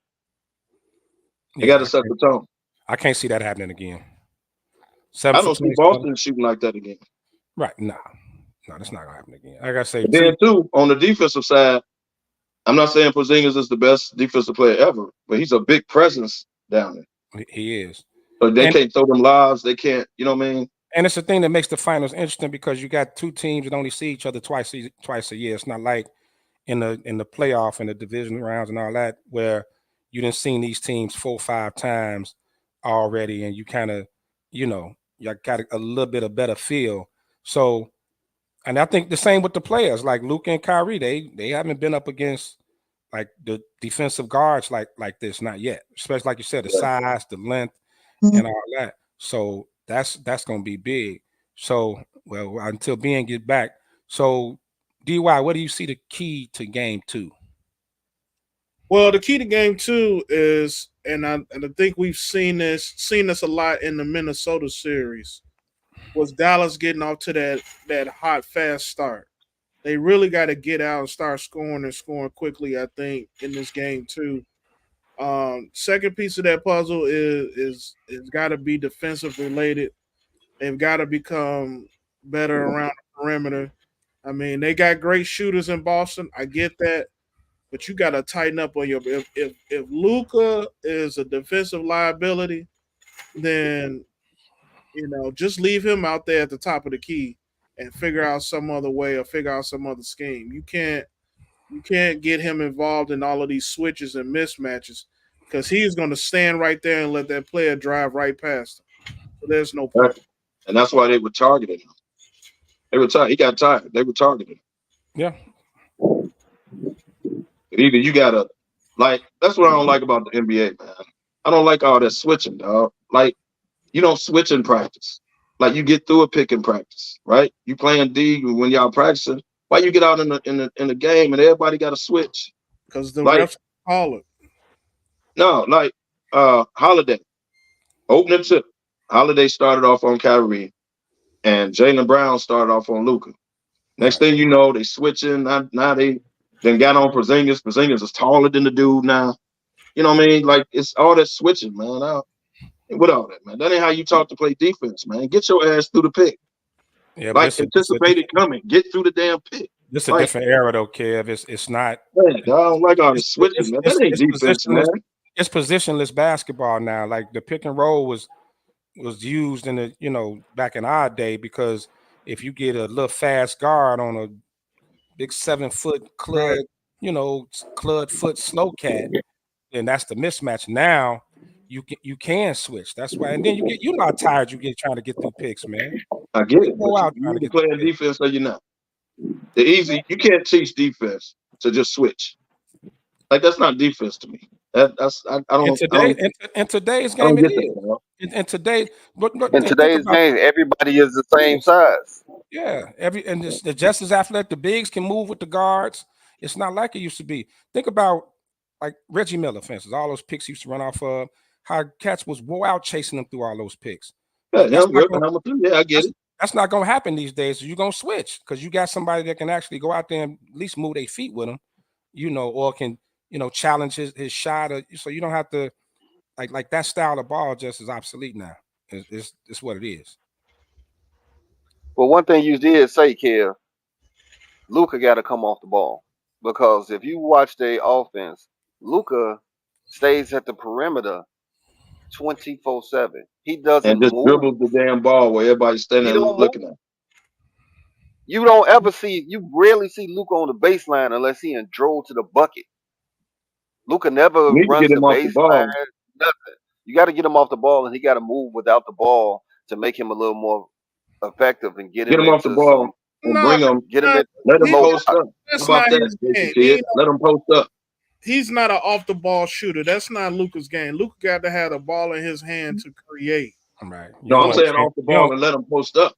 You don't want to change his game, not now. I'm saying he's not a poster. And who the hell he gonna post up? Brown? When they do that dumb switching shit, the people that's on when they do that. But the problem is when he dribbles the ball around the perimeter, when he dribbles the ball around the perimeter, that's easy for them to switch. Boston is long. Now the ball is out of Luka's hand. The team is just standing there. What I'm saying is not to change his game up, but have him move out the ball. Let him catch it at the corner of the free throw line and then make his moves. Not just him just coming up, pounding the ball, moving him around, get him on the wing where he can make 2 dribbles and he at the bucket. You I'm know, saying catch let it him. on the block or mid No, post or something. his But that block You ain't can't have really him at the strong. top of the key like that, but man. that can also go to what Kev was saying earlier. Like maybe Kyrie has to come out more aggressive, so Luka don't have to do it all early. If Kyrie comes out more aggressive, Right. then now you're looking at It a opens different. it up. But at the end of the day, them shooting 25% from 3, the likeliness of that happening again is. Well, that's probably not gonna happen. And Boston is not gonna shoot Yeah. like that again either. So Right. okay. But I'm just saying those two have to be aggressive. You remember that And the closeout fact that game? they had 9 assists for the total game. You Mm-hmm. remember that closeout game? Dallas played at Minnesota, and everybody thought Minnesota could possibly take it to 6. 9 assists for the Mm-hmm. whole game, bro. Luka came out and said, "No, y'all done." Remember that? Mm-hmm. Like he got to do that, man. Him or Kyrie got to do that. Like I think it's they gonna too good. happen. They too good on offense not to be more They aggressive. At they least they one. they probably and Luka, he doesn't get a lot of credit for his IQ, also his basketball IQ. So it could have been a fill out for him too. Let me see how they playing me. Okay, this is how they playing me. I'm gonna come out like this in game 2. Could be, Yeah. but I ain't finna not be aggressive and throw no game trying to be fill out. But I don't think Like it's now they throwing. got to win 3. We got to win 4. Like I'm not gonna skip off games. But yes, most great players will go watch film and be like, "Oh, okay, that's how they playing me. Okay, that's how they. Okay, I got you." So cool. I expect them to, but they got to do it because it gets your PJ Washingtons and all the guys that hit corner threes, gets your big man the lobs. Like y'all being aggressive gets everybody else in it. You can't come out game 1 kicking it to them, thinking they gonna keep us in the game. No, y'all the 2 dudes. I'm thinking Like game y'all the 2 2. dudes, man. I'm thinking game 2, Negro Diamonds. It's gonna be another Luka Kyrie 30-30. Woo! Okay. 30-30. Not saying Boston won't pull it out, the game out, but I see looking Kyrie on another. I can see another 30-30 game for them too. I definitely see it. Well, Kyrie ain't going 6 for 19 no more. Like that's that's not gonna happen. Mm-hmm. Well, let me pose the question to y'all, and let's go to the other side of the court. What do you guys think it's going to take to slow this Boston Celtics offense down? And I'm going to throw a stat out here for you. Jaylen Brown has had 20 plus games, 5 games in a row. Mm-hmm. How do you slow down this Boston offense? Well, first of all, you gotta play better defense. In other words, stop letting them blow by you. Stop with the Olay defense. Like Tatum and Brown was getting to the hole at will.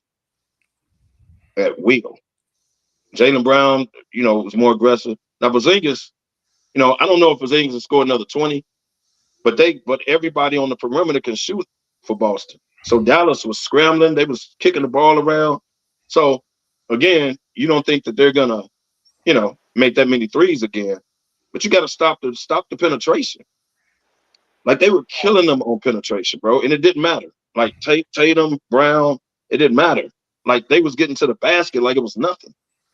Like stop the penetration. That's what I would say. Stop the penetration. I would say I don't think you can stop Boston's offense. You just got to be able to score with them.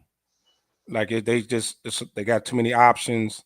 Like Tatum only had 16. Ain't like Tatum had a monster. He did not. game. No, he didn't.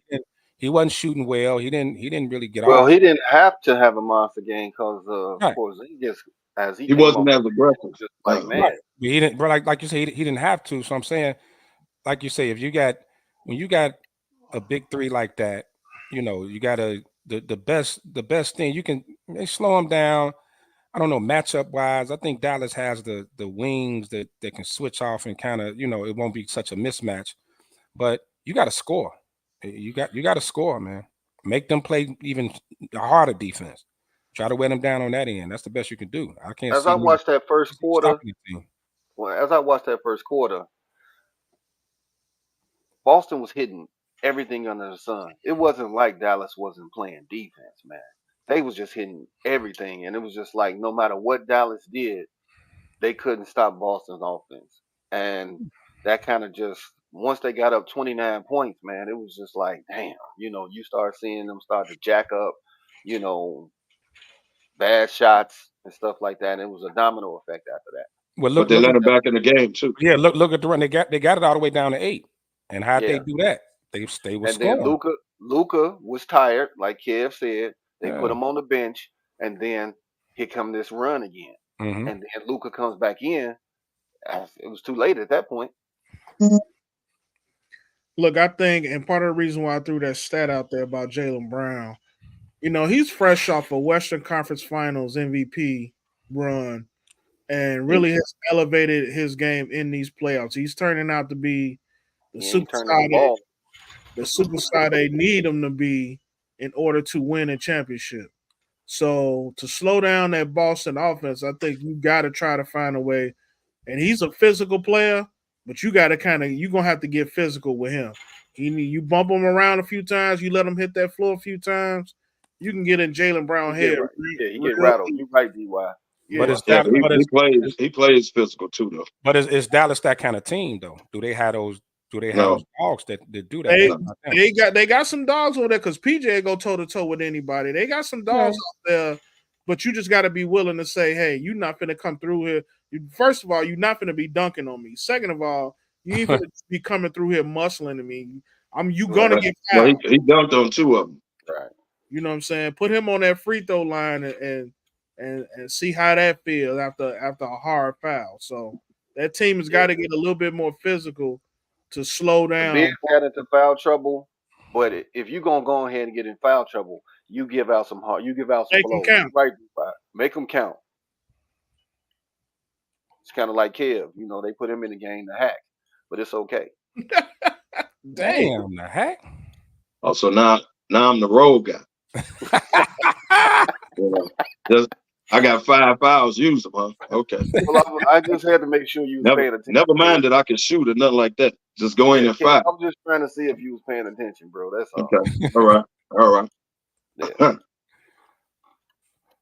Well, yeah, like I said, I'm looking forward to a great game too, man. I think it's gonna be a great game. Man, have y'all been following Cam and Ant-Man? No. Oh, man. Come on, man. He came out with a whole 16 and a half bars on Ant-Man. Who? Cameron. Oh, that Cam. Yeah. He came out with a whole 16 bars on Ant-Man and Adidas, bro, on Drink Champs. For what? Just because of Ant-Man's video. I mean, his commercial about his new shoe. And he got the receipt machine, and the first receipt that they pull out is Cameron and his comments about Ant-Man. So Cameron, being the New York dude that he is, he came back with 16 bars and gave it to Adidas and Ant-Man. Hey, man, quiet as kept. They said Cam could ball. Like, he would have been but he was just a knucklehead. It was like he was one of the best guards in New York. Like, they say he can really, like, Cam get down on the court. Well, he gave a hot 16. I can tell you that. He's a better rapper now, of course, but than a basketball player. But yeah. But man, let's talk about this Dan Hurley Lakers thing since you got the purple and gold on. Well, it ain't. It's for my man Kobe Bean Bryant. It ain't for Kevin Louder. He got the nerve to got a Laker jersey on. Why you ain't got a Golden State jersey on though? It's gonna drop this summer, bro. Just wait when we out at the big one. You'll see it. Foreman Mills was out of Golden State jerseys. Damn. Bam. Got him. What? Boom. Boom. Got him. Isaac, you kikiing? Wow. That was hilarious. Foreman Mills. Lefty, you've been waiting since last week. You came jabbing at me last week. You throw a big shot. That was a good one. I got to give you that one. Yeah. Okay. I'll take that one. But as you said, Hurley is risen to number one on the Lakers radar, and they want to throw him that bag, so to speak, is what I heard, and offer him a multi-year contract. They talked yesterday, and he's mulling over the offer now. Well, they met yesterday, so if that don't happen this weekend, the Lakers got to move on. Yeah. Well, I mean, you had the man in the building. You had the man in the building. You throw him all your bullets and say, "Hey, this is what it is." Your top players done signed off on it. Like, I'm as a Laker fan, I'm cool with it. I think he a little wild. All that rah-rah college stuff, he gonna have to tone that down. I'm not trying to take away his personality, but all that rah-rah college, like, what's he's wrong pro. with it, man? Ain't gonna be with all that. But he will be respected walking in the locker room. And like I said, you got your two best players signing off on it. This is a much better hire than JJ Redick. Much better hire. You know what I mean? You got more. At least he got some experience. JJ coaches AAU, man, and got a podcast. You gonna have this man come in and coach the Los Angeles Lakers? Yeah, that's a disaster. So that was terrible from the start. So 10 I like coaches, the hire. 13 seasons. So I don't want to hear. Just get somebody behind the bench that knows some X's and O's. No, bro. It ain't, bro. We talking about an NBA coach, man. This ain't the YMCA. You can't just bring anybody in and say, "Hey, I know you ain't never coached before, but I heard you coach your son at AAU. How'd you like to be the coach of the Los Angeles Lakers?" 10 out of 13. A la Steve Nash. 10 out of 13 seasons. Steve Nash was a better player, though. Steve Nash was a much better player. You coach a year, bro. He was a much better player. That's a different situation. Let's talk about that. Why Lakers had so many coaches in the last 13 years? Because it was terrible management. I can answer that. Terrible management. Come on, man. And you worried about who they bringing in? Yes. Why wouldn't? Look, we are in a new day and age in the NBA when it comes to coaching. How many teams? Let's say that I'll just say the last 3 years. How many teams have gotten rid of, fired their head coach that took them to the playoffs, multiple years? Like JJ Redick's not qualified, but these teams are on a whole nother level when they doing these coaching searches. You got some young up and comers, but if I took my team to back-to-back playoff runs, why am I getting fired? Fired for who? Exactly. Because this is the Los Angeles Lakers. Man, stop that, man. Expectation is, especially with LeBron James, is either I'm not saying you got to necessarily win the championship, but you should be in the championship every year. That's just what comes with the job. You got to understand that. I think Hurley can handle that. Now I'm gonna give you a point, DY. Darvin Ham went to the playoffs twice. You could say what you want, but he went to the Western Conference Finals in his first year. Second year, he lost in the first round to the same team, which happened to be better than them. If they would have played anybody else, he would have advanced in the playoffs again. How do you fire him after 2 years? For what? How do you fire Frank Vogel, who won the championship the next year? How you do that? How do you so they kept looking for the now and not the future. And if you didn't win, it's Los Angeles. It's just how it goes. So they didn't look. Now they're giving this dude a multi-year thing. He's going to be able to coach young players. You know what I mean? Like, it's going to be more of a – you could tell by the contract. And clearly Ham and LeBron didn't have a great relationship, and you want to – They couldn't have. They could, or AD. Right. When AD made that statement in the playoffs, the money, Ham was done. Yeah. He doesn't have a great relationship with the stars. So if you want to keep those guys around, especially how LeBron structures his contracts to where he can get out of it any time, they do want him to finish his career there, regardless of what people are saying, trade him and all that. Oh, they do. They want LeBron to stay. AD shouldn't have a decision until he stay on the court 3 years in a row. You got to get AD gonna be around longer than LeBron, so AD does have to stay. 1 year where he stayed on the floor, and then the bubble year. So that's 2 years. AD is gonna have to say so. He's gonna be around longer than LeBron. Everybody might not like that, but it is what it is. Name me one superstar in this day and age that play 82 games? None. Not named DeMar DeRozan. None. Not a one. Oh, now. You gotta get that mentality out. No, what AD played 70-some games this year? Yeah, he played the most. He did. Him and Kawhi. This year. And most in his career. Yeah, but Kawhi broke down in the playoffs. He always do. He broke down in the playoffs this year. Well, but Kawhi's on a whole nother level. But like they say, but when you are coaching a LeBron, it's a difficult task. I mean, you got a guy that, you got a star like that. You need somebody who psychologically kind of a Phil Jackson type who can kind of work with the stars and kind of get in their head. It's more mental, I think, than the X's and O's. Because the minute you draw up some stupid ass play and LeBron look at it like he lose your respect, ain't nothing happening. Now I think Vogel got a worse deal than Darvin Ham, because that Russell Westbrook trade killed him. That Russell Westbrook trade took him out. Well, they blamed him and they shouldn't have. He got you a chip. Somebody had to take the fall, and unfortunately, it was him. I think he definitely got. They broke the whole. In a 2-year span, they let go of Dwight Howard, JaVale McGee, KCP. They had guys on there that played D. They had the perfect thing. They had 2 bigs. They had guys that played D and hit threes. They broke that whole squad up. And why? And why is that? What was the root cause of all of that? Front office.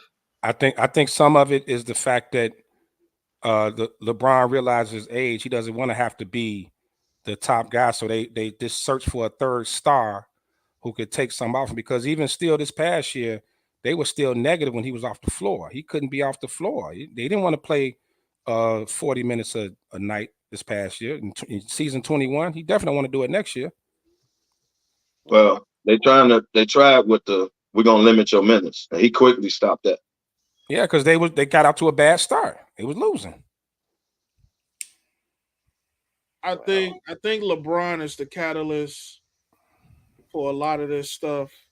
When it comes to how the team is coordinated, what players. When is the GM gonna get to smoke? Pelinka is just getting good at his job.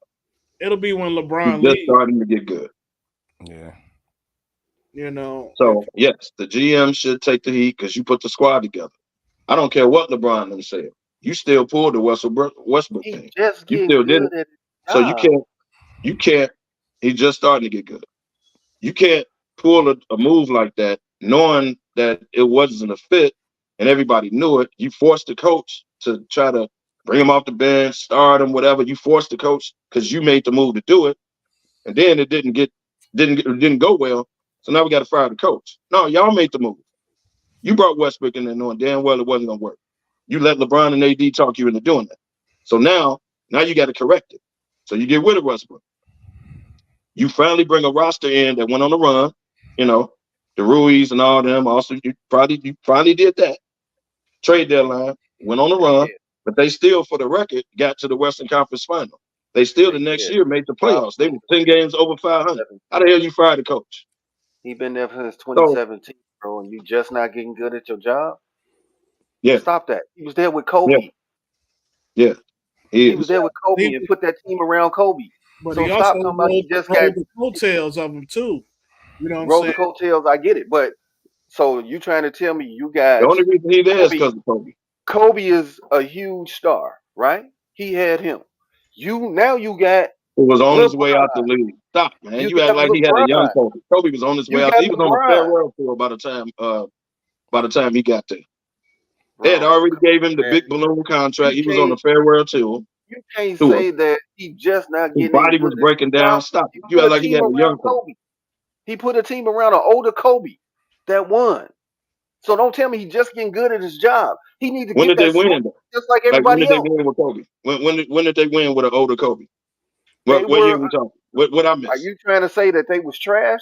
They didn't win with Kobe? No, you said they won. So when did they win? Yeah, they won. I'm not talking about the chip. I'm saying they were a good team. They were putting a good team around. Then he came and got the team that was sort of in the bubble. That team was built by him. And you trying to tell me he just by the time Pelinka got there, that was Kobe's farewell big balloon payment on his way out the door. Thank you for your services. That was the Kobe era by the time Pelinka got there. The only reason he's still there is because of Kobe. Because Genie and them, right? That's the only reason he's still there. To me, it's making an excuse for the guy. He needs to me, it's not making too many, excuses. I told you, he just started getting good. it's too many household changes every year.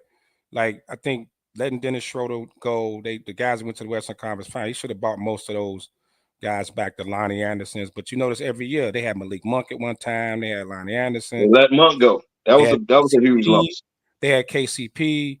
They had these guys, and it's too many changes. People don't really respect role players, man. Like what they bring. And look at Boston. Boston's a perfect example.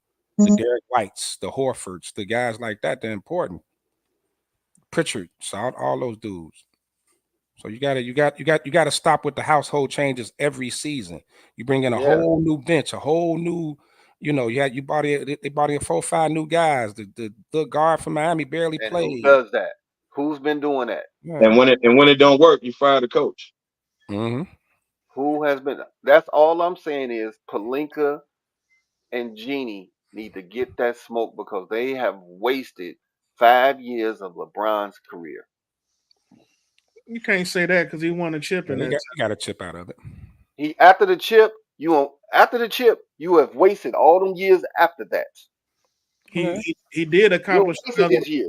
He did accomplish but the fact that he got a chip, Bill, he at least got one out of the deal. You can't really say that. Yep. Come on, he got one out the deal. And a playing chip. This is LeBron.